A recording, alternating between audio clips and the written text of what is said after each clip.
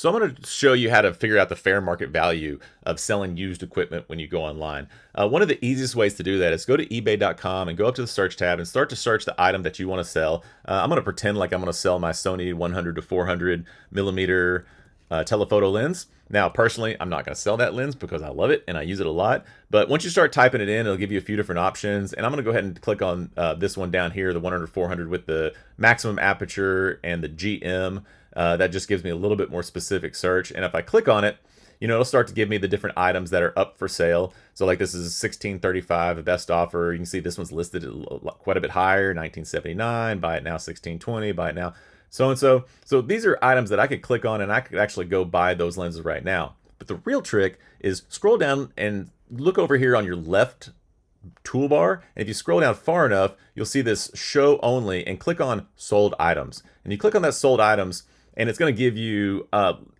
listings that are either auctions or buy it now that have already sold. So you see this first one sold January 24th, and that's when I'm recording this video. And it was an auction, 35 bids, and it went up to 1576.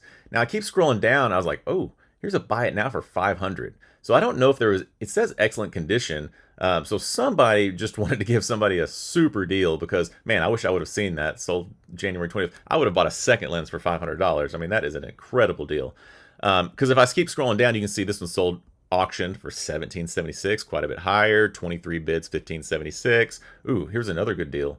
690. So you can click on these and check them out to see if there was like something wrong with that lens or something, why they were selling for so low. But the majority of them are selling more in the 1500 and up range. Now do notice on this next listing down, this one says from Japan. So you want to keep an eye on that. I try to only consider the auctions and buy it nows that were sold in the United States because that's where I'm from and I want to know what the value is here. Quite a few of these were sold in Japan. See, this one's 1955 in South Korea. So I kind of skip over those and look at these that are sold in the country. This one was a buy it now 1646, buy it now 1279, pretty good deal. There's another one from Japan, but here's another US one, 1650. So it looks like, oh, this is a good example too. So this one actually says parts repair. So that's more like it, the $500-600 range for a broken lens. So there you go. If you have a busted lens and you don't want to get a repair, you can actually sell your lens for parts, which is pretty cool and make at least a little bit of money back. But anyway, so you just scroll through here and you start to take an average. So here's one 1750, so that went a little higher. Now this one's a Sony authorized seller, and it looks like, yeah, this is an open box. That's basically a new lens, perfect working order. So that one's quite a bit higher, 2259.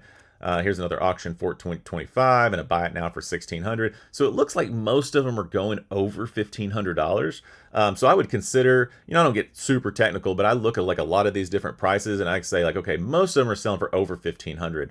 So me personally, I like to negotiate, and I think it's just a fun part of like buying and selling and trading used equipment. So for me, I'll price stuff a little bit higher than what I would want to take for it. And that way there is a little bit of wiggle room. You also have to consider if you're buying on eBay, there are going to be fees involved.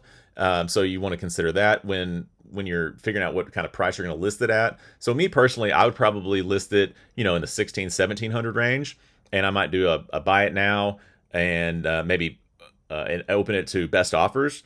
But you have all these different options when selling, and this is more about just to find the market value. So I actually wrote a blog post pretty recently, and it's going to give you some tips and tricks on selling your equipment, whether you're going to sell it on eBay, Marketplace, to a retailer that buys and sells used equipment, which is also a good option, or maybe you're going to sell it to in your own network, so like a friend or family member or coworker or something. So the whole point of this video is just so you can start to easily get an idea of what the fair market value is of any particular item. So again, I hope this video helped. Be careful when you're selling online. There are scammers out there, especially Marketplace.